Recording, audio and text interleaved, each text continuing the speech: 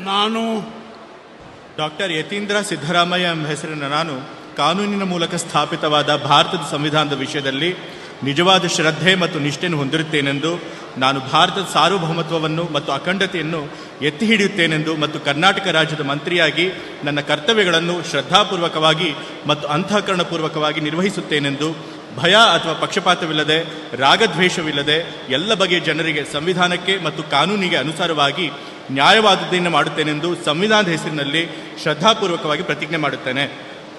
ನಾನು ಡಾಕ್ಟರ್ ಯತೀಂದ್ರ ಸಿದ್ದರಾಮಯ್ಯ ಎಂಬ ಹೆಸರಿನ ನಾನು ಕರ್ನಾಟಕ ರಾಜ್ಯದ ಮಂತ್ರಿಯಾಗಿ ನನ್ನ ಪರ್ಯಾಲೋಚನೆಗೆ ತರಲಾಗುವ ಅಥವಾ ನನಗೆ ತಿಳಿದು ಬರುವ ಯಾವುದೇ ವಿಷಯವನ್ನು ರಾಜ್ಯದ ಮಂತ್ರಿಯಾಗಿ ನನ್ನ ಕರ್ತವ್ಯಗಳ ಯುಕ್ತ ನಿರ್ವಹಣೆಗೆ ಅಗತ್ಯವಾಗಬಹುದಾದ ಸಂದರ್ಭದಲ್ಲದೆ ಅನ್ಯಥಾ ಯಾರೇ ವ್ಯಕ್ತಿಗೆ ಅಥವಾ ವ್ಯಕ್ತಿಗಳಿಗೆ ಪ್ರತ್ಯಕ್ಷವಾಗಿ ಅಥವಾ ಪರೋಕ್ಷವಾಗಿ ತಿಳಿಸುವುದಿಲ್ಲ ಅಥವಾ ಬಹಿರಂಗಪಡಿಸುವುದಿಲ್ಲ ಎಂದು ಸಂವಿಧಾನದ ಹೆಸರಿನಲ್ಲಿ ಶ್ರದ್ಧಾಪೂರ್ವಕವಾಗಿ ಪ್ರತಿಜ್ಞೆ ಮಾಡುತ್ತೇನೆ. ಧನ್ಯವಾದಗಳು ಸರ್. ಮಾನ್ಯ ಸಚಿವರು ಪ್ರಮಾಣ ವಚನಕ್ಕೆ ಈಗ ಸಹಿ ಮಾಡಲಿದ್ದಾರೆ.